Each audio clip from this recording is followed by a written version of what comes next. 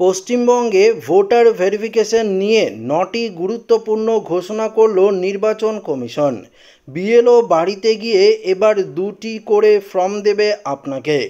এই নিয়ে কি বিজ্ঞপ্তি প্রকাশিত করলো নির্বাচন কমিশন, আসুন আপনাদেরকে এই ভিডিওটিতে একদম ডিটেলসেই জানিয়ে দেই। তো অবশ্যই ভিডিওটিতে আপনারা প্রত্যেকেই প্রথম থেকেই শেষ পর্যন্ত সঙ্গে থাকবেন।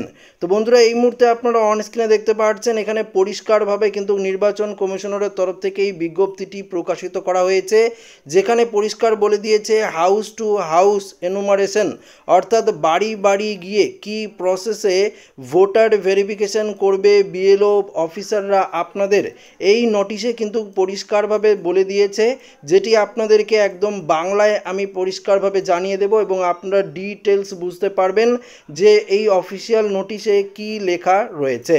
তো দেখতে পাচ্ছেন ১ নম্বরে বলেছে গণনার ফর্ম, অর্থাৎ যে এনুমারেশন ফর্ম দিবে সে নিয়ে কি বলেছে, যেখানে বিদ্যমান ভোটারদের নাম পূর্বলিখিত থাকবে। অর্থাৎ আগেই আপনাদেরকে বলেছিলাম যেই এনুমারেশন ফর্মটি আপনাদেরকে দেবে সেখানে কিন্তু অবশ্যই পূর্বলিখিত থাকবে আপনার নাম, পাশাপাশি আপনার ইপিক আইডি নাম্বার অর্থাৎ ভোটার আইডি নাম্বার, সেগুলো কিন্তু লেখা থাকবে। প্রতিটি বিদ্যমান ভোটারের জন্য আদেশের তারিখের বিদ্যমান তথ্য অনুযায়ী প্রতিলিপিতে সেই ফর্ম থাকবে।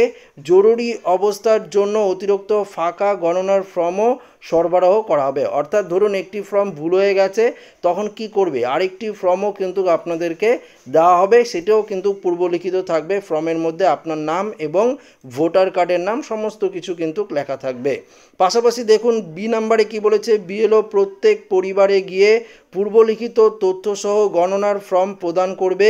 প্রতিটি ভোটারের জন্য ডুপ্লিকেট এবং ভোটারদের ফর্ম পূরণ করতে সাহায্য করবে। তো অনেকেই রয়েছে যে এই ফর্ম ফিল আপ করতে পারবেন না, সেক্ষেত্রে বিএলও অফিসাররাই আপনার ফর্ম কিন্তু পূরণ করে দেবে।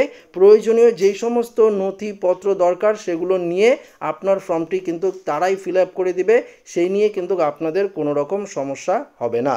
পরবর্তী দেখুন সি নাম্বারে বলেছে, যদি বিএলও দেখেন যে কোনো বাড়ি বন্ধ রয়েছে বা নির্দিষ্ট সময়ে কেউ উপস্থিত নেই, তবে বিএলও গণনা ফর্মটি বাড়িতে রেখে আসবেন এবং অন্তত ৩ বার সেখানে গিয়ে পূরণকৃত ফর্ম সংগ্রহের চেষ্টা করবেন। অর্থাৎ আপনার বাড়ি যদি তালাবদ্ধ থাকে সেক্ষেত্রে বিএলও অফিসাররা আপনার বাড়িতে ফর্ম কিন্তু দিয়ে আসবে এবং পরপর কিন্তু ৩ বার আপনার বাড়িতে গিয়ে যদি ঘুরে আসে তাহলে আপনার ফর্মটি কিন্তু বাতিল করে দিতে পারে বিএলও অফিসাররা।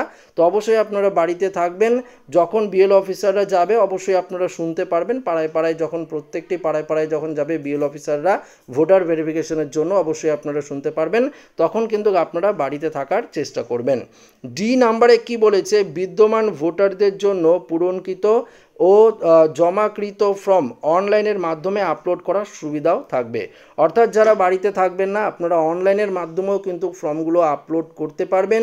অনলাইনের মাধ্যমেও ফর্ম অর্থাৎ ডাউনলোড করে ফিল আপ করে সমস্ত কিছু অনলাইন প্রসেসেও কিন্তু আপনারা করতে পারবেন, সেটি কিন্তু পরিষ্কারভাবে এই নোটিশে বলা রয়েছে। ই নাম্বার বলেছে, প্রত্যেকটি ভোটারকে এই মর্ম অর্থাৎ এই ফর্ম প্রয়োজনীয় তথ্য ও স্বপ্রত্যায়িত নথিসহ বিএলওর কাছে জমা দিতে হবে। অর্থাৎ যে ফর্মটি আপনাদেরকে বিএলও অফিসাররা দেবে সেই ফর্মটি আপনারা কিন্তু প্রয়োজনীয় তথ্য দিয়ে ভালো করে ফিল আপ করবেন। তারপর কিন্তু যে ডকুমেন্টসগুলো দেবে সেই ডকুমেন্টসগুলোর মধ্যে স্বপ্রত্যায়িত অর্থাৎ আপনাদের কিন্তু সেলফ অ্যাটেস্টেড করতে হবে, ফর্মের মধ্যে আপনাদের সই করতে হবে, করে কিন্তু বিএলও অফিসারের কাছে সেই ফর্মটি জমা দিতে হবে। এফ নম্বরে কি বলেছে, বিএলও আবার প্রত্যেক বাড়িতে অর্থাৎ পরিবারে গিয়ে ভোটারদের কাছ থেকে পূরণকৃত ফর্ম সংগ্রহ করবে। বিএলও একটি কপি প্রয়োজনীয় নথিসহ নিজের কাছে রাখবেন এবং ভোটারকে একটি রসিদ দেবেন। ফর্মের আরেকটি কপি ভোটারের কাছেও থাকবে। তো বুঝতেই পারলেন, আপনার বাড়িতে বিএলও অফিসাররা গিয়ে যে ফর্মটি দেবে সেই ফর্মটি আবার তারাই সংগ্রহ করবে এবং একটি ফর্মের যে আরেকটি কপি রয়েছে সেই কপিটিও কিন্তু আপনাদেরকে দিয়ে দেবে। পাশাপাশি একটি কিন্তু রসিদও আপনাদেরকে দেবে, সেই রসিদটি এবং আরেকটি কপি ফর্ম যে আপনাদেরকে দেবে সেই ফর্মটি কিন্তু আপনাদের যত্ন করে রাখতে হবে। ধরুন যখন খসড়া তালিকা প্রকাশিত করা হবে ভোটার তালিকা, তখন যদি ভুলবশত আপনার নাম সেই তালিকায় না থাকে তখন আপনারা কি করবেন, সেই রসিদটি এবং ডুপ্লিকেট যে ফর্ম রয়েছে সেই ফর্মটি কিন্তু আপনারা দেখাতে পারবেন। জি নাম্বারে কি বলেছে, যদি কোনো ভোটার অনলাইনে নথিসহ পূরণকৃত ফর্ম আপলোড করে থাকেন তবে বিএলও অর্থাৎ বুথ লেভেল অফিসার সংশ্লিষ্ট ভোটারের বাড়িতে গিয়ে নথিগুলো যাচাই করবেন। অর্থাৎ যারা অনলাইনে অ্যাপ্লাই করবেন সেক্ষেত্রে বিএলও অফিসাররা কিন্তু আপনার সমস্ত কিছু ফর্ম আবার যাচাই করবে এবং যাচাই করে সমস্ত নথিপত্রগুলো যাচাই করে যদি দেখে ঠিক আছে তাহলে কিন্তু আপনার ভেরিফিকেশনটি তারা কিন্তু সম্পূর্ণ করে দেবে। এইচ নাম্বার অর্থাৎ দেখুন এইচ নাম্বারে কি বলেছে, এইচ নাম্বারে বলেছে বিএলও এই ফর্ম এবং সংযুক্ত নথিপত্র বিএলও অর্থাৎ ইসিআই নেট মোবাইল অ্যাপ্লিকেশনের মাধ্যমে আপলোড করবেন। এরপর বিএলও সমস্ত সংগ্রহ করা গণনা ফর্ম এবং সংশ্লিষ্ট নথিপত্র দায়িত্ব প্রাপ্ত ইআরও এবং এইআরওর কাছে রেকর্ডের উদ্দেশ্যে জমা দিবেন।